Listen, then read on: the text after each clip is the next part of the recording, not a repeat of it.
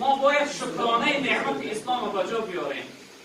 پیش از اسلام جوانهای محترم، پیش از اسلام وقتی که دختر به بلاغت میرسید، اون دختر مثل سگی که یعنی خواهنده سگی نرینه میشود 10-12 جوانی بیزد از خفاش میدوید.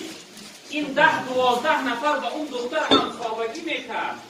اون دختر حامله دار میشید. وقتی تولد کردنش هر یک قبیله میگه چهره شناس داشتن، میرفتن چهره شناس می آوردن. وقتی این دختر کودک تولد میکرد، این چهره شناس میگه کودک را نگاه میکرد و این دختر را میپرسید، میگو با تو کیها نزدیکی کردن؟ این دختر نام اون جوانها را میگیرد، اون جوانها را می آوردن قطار میکردن. چهره شناس میگه کودک را نگاه میکرد و چهره اون جوانها را نگاه میکرد. این کودک با کدام چیزی یا پروانندی میکرد، بگتن کودک تر زنزنی تر باید قبولش میکرد.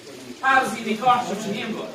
الحمدلله رب العالمین، اسلام پاک آمد این حیات حیوانی را از جامعه بود.